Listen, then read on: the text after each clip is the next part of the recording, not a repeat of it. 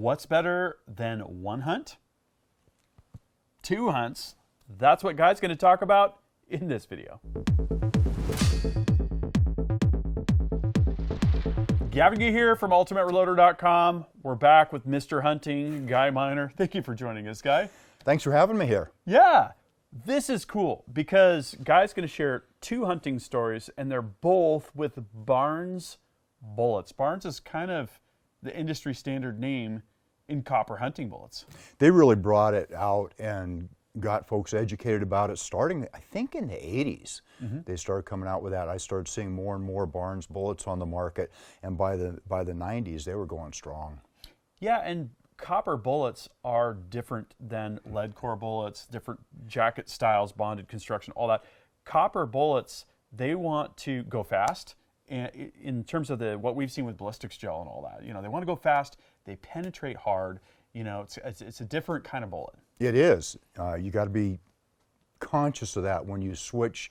If you switch from a lead core bullet over to one of these all copper bullets, you need to think about what you're doing. You might need to play with your load quite a bit to tinker it around a little and optimize it. Yeah. Okay, so we're going to talk about the Barnes TSX. We've got two hunting success stories from Guy on that. The rifle you see here, Remington 700 in 25-06. We've got load development, the two hunting stories, and then kind of our conclusions. So let's get into it. This rifle, we've seen it on the channel before, haven't we? We have, and I've seen it in hunting fields before. Yes. A lot. It's a veteran. So not all that old. It's only a little less than 20 years old, but it has done a lot of hunting. A CDL, is that yes, correct? Yeah, 700 CDL. I fell in love with that variation on the Remington 700 the first time I picked one up, and it was slimmer and lighter and easy to handle. I really like what they did with that. You've got a 24-inch 1-in-10 twist barrel. Now I just measured the muzzle because on your 30-06 we did that special threading a thin sporter barrel job, which we're doing down at our shop now. It's pretty cool. We actually add a shoulder on there. If you were going to thread this, would you keep it at 24 inches or would you be tempted to shorten it at all for a suppressor? I love the velocity that I'm getting from 24-inch barrel. Yeah? So I want to keep the 24 on this. Yeah, gotcha. And I'm not saying we will, but it is definitely an option. Cool. Think about it. And you've got the sort of Guy Miner classic 6-power loophole scope, right? Yes. You notice that the knobs are all covered up. I can't mess with them. There's no magnification to change. You just pick it up and shoot. It works really good. And it's much lighter weight than the scopes that I typically run. So, this is something I was just starting to talk to Loophole about for this coming year is like, they're known for really high quality, ultra lightweight scopes. And hunters kind of gravitate towards that.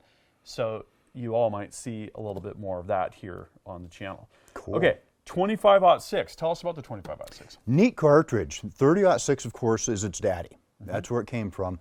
And in the 20s, several different gunsmiths necked it down to 25 caliber. Became reasonably popular as a wildcat, but it wasn't until the slow-burning powders available after World War II, when those hit the market, all of a sudden you were able to get the potential out of this thing. Then you started seeing some really nice velocities, flat trajectory, and it became more popular. And by 1969, Remington had standardized it. That took a while. It took a long time. Yeah. But there probably wasn't a lot in the way of suitable powders before World War II. Gotcha. So I think that was one of the things that handicapped it. Yeah, very interesting.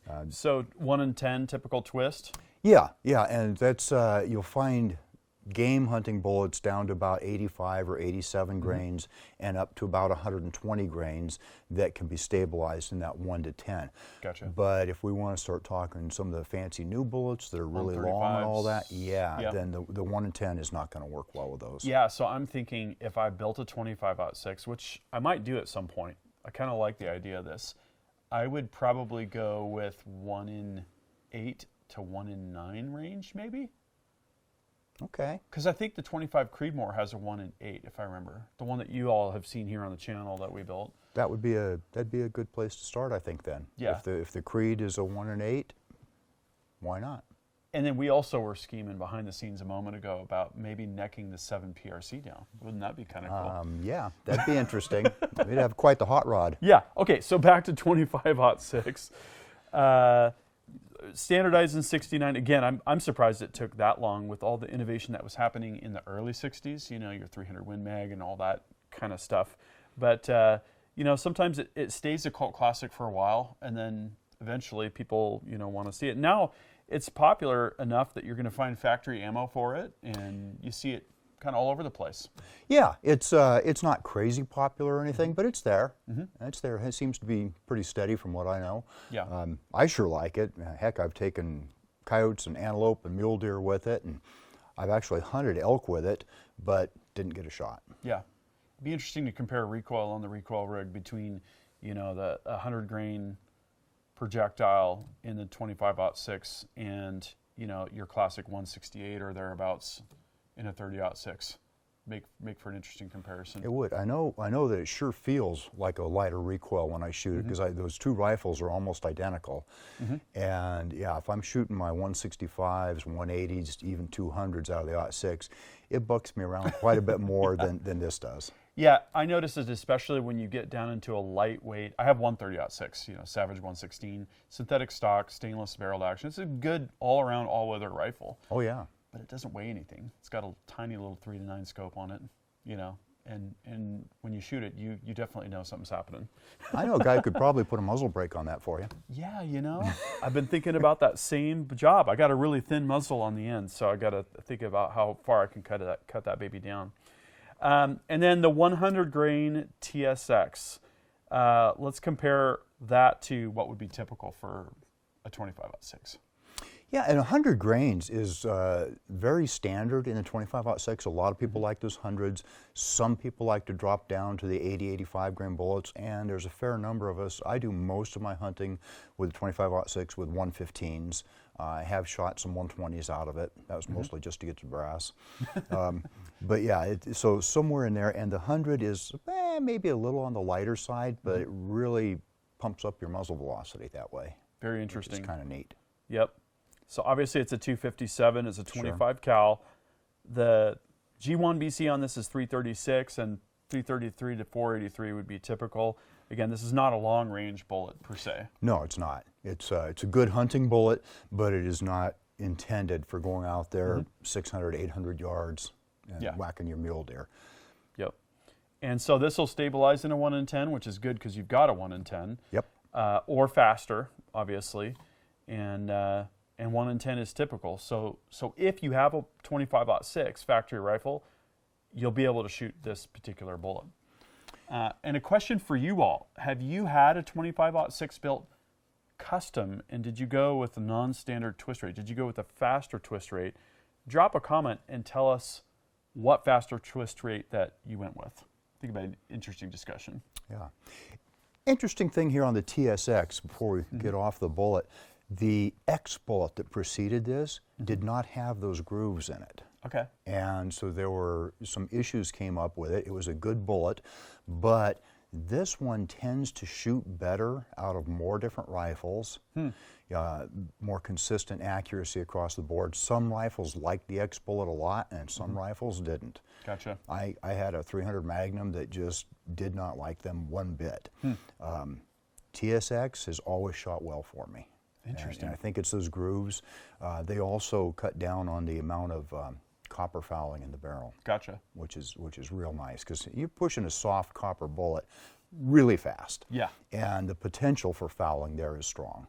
Yeah, and that's where I'm thinking, you know, if I'm going to build a premium hunting rifle, it's going to have a match grade bore, and that should help with, you know, any kind of fouling that you're going to have. Yeah, I've also shot 168 grain TSXs out of my 308, and it has a Krieger barrel, and there was no more fouling in that than there was with anything else. I'm so always surprised when I'm breaking in a barrel or cleaning a barrel on my match guns, and you compare that to a lower quality mass-produced barrel. I mean, the difference is night and day. Yeah, two or three patches through and your match barrel is clean. Yeah. It's like, okay then, that was tough. What else am I going to do now?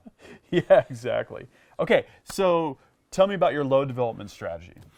I had a goal. I wanted speed and accuracy. I wanted to be able to take those 300 or 400 yard shots with high muzzle velocity, and I got that. And I got the accuracy too, which was nice.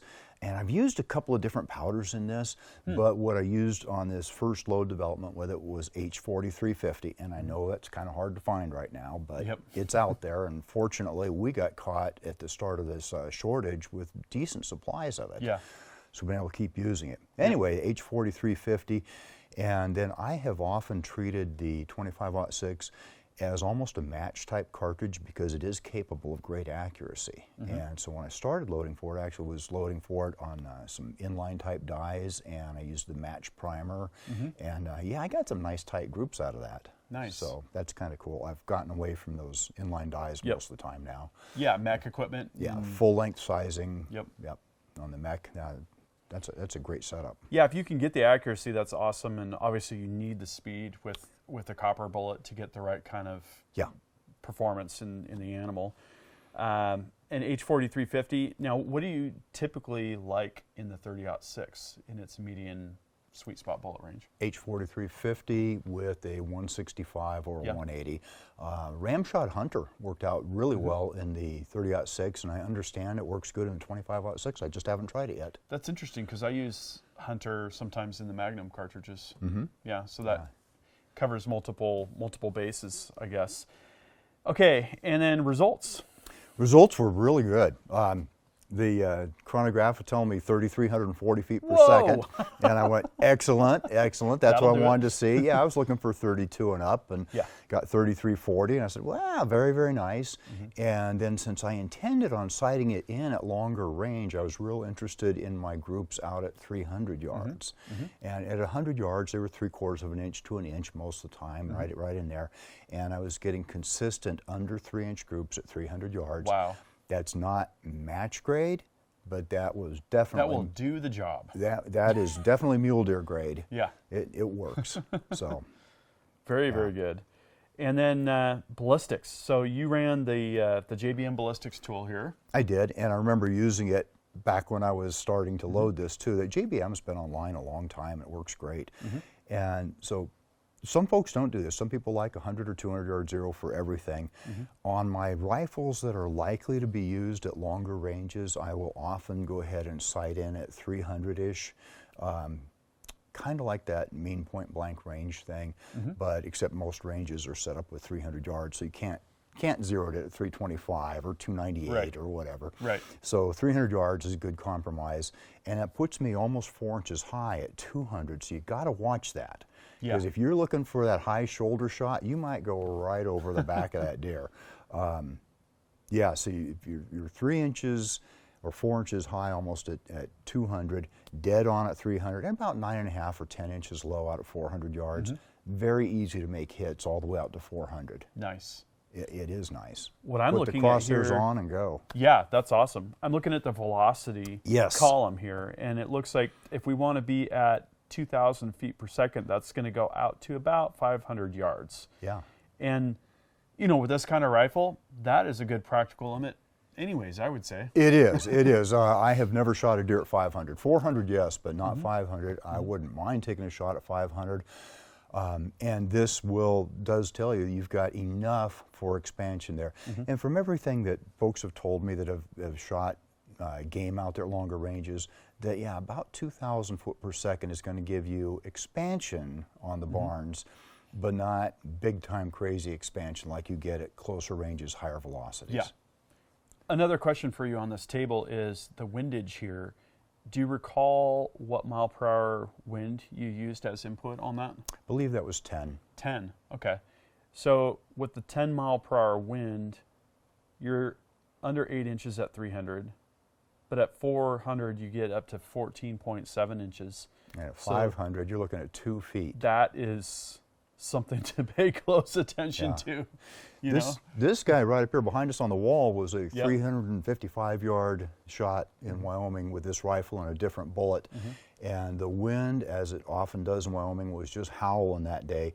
I remember holding right at the front of the deer's chest, and it caught him fairly far back in his chest. It probably blew at least a foot of deflection.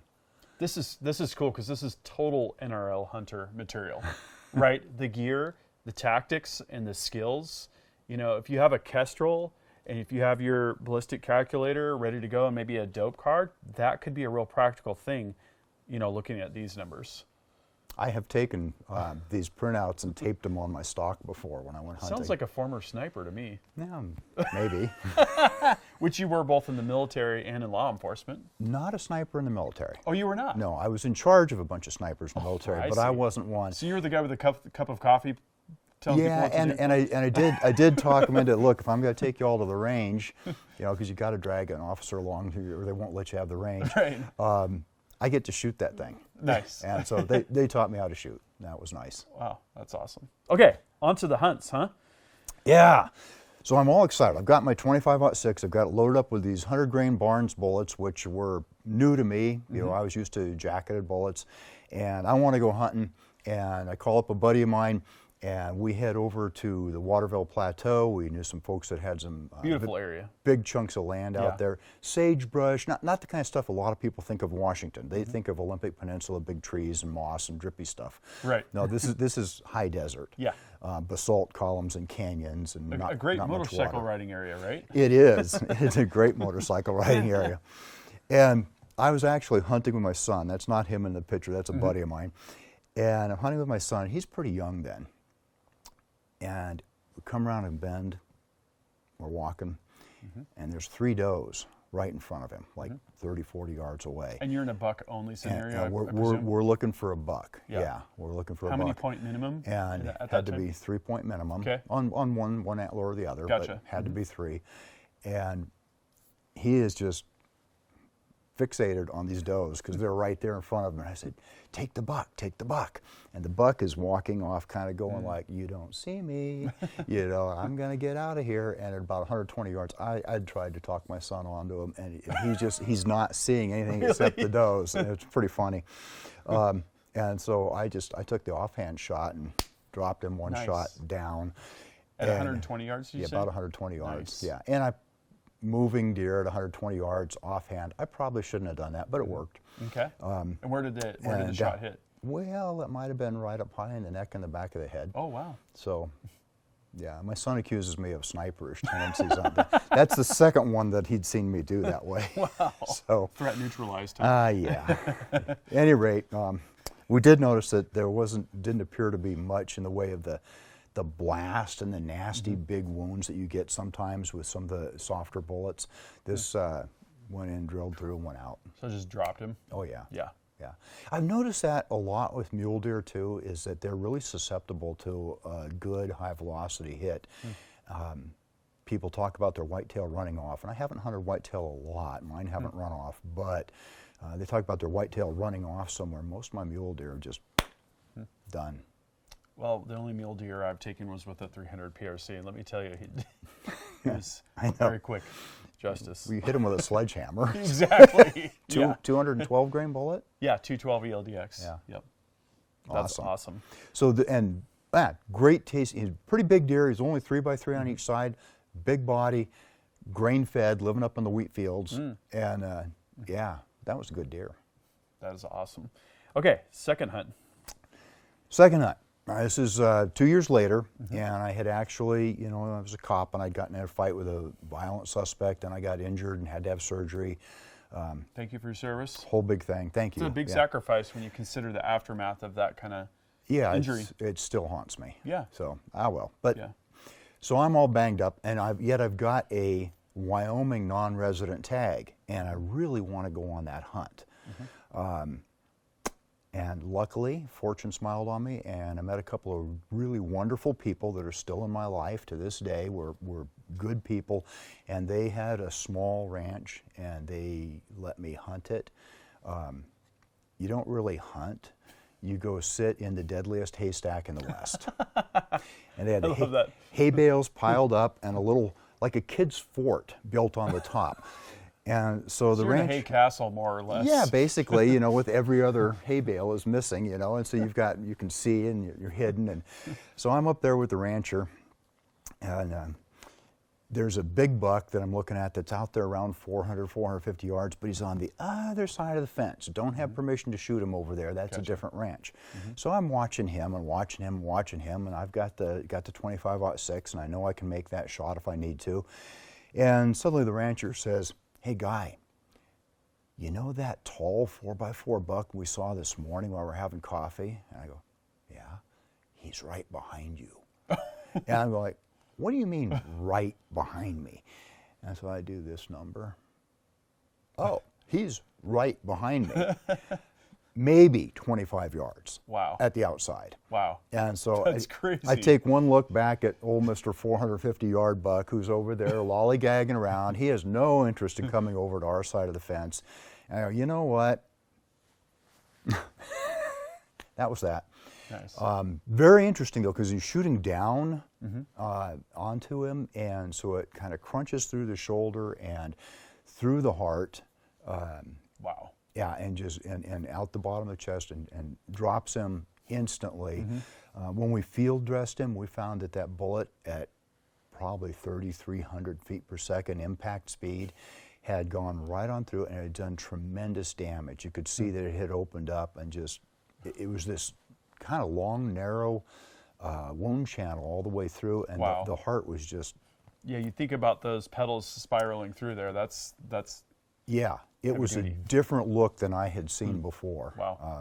And pretty good deer, you know. Which deer tasted better, by the way? It's a toss-up. This guy was eating alfalfa. The other one was eating wheat. Yeah. You know? Both good? Yeah, ranches are great places for mule deer to hang out. So, yeah, they were both very good. Love it. Yeah, good job on that. Okay, so wrapping it all up, the TSX, what do you think? I'm thinking it's a great bullet for big game and everything from mule deer. I've also seen grizzly taken with it, and with different, not the 25-06, right? But yeah, I think it's a great big game bullet, offering tremendous penetration, good expansion, good accuracy. Responds well to high velocity. I haven't fired a lot of them from lower velocity rounds. Well, maybe we need to do some ballistics gel with some of these Barnes bullets, and maybe even compare different types of Barnes bullets. Oh yeah, tipped, non-tipped. They've got quite a lineup.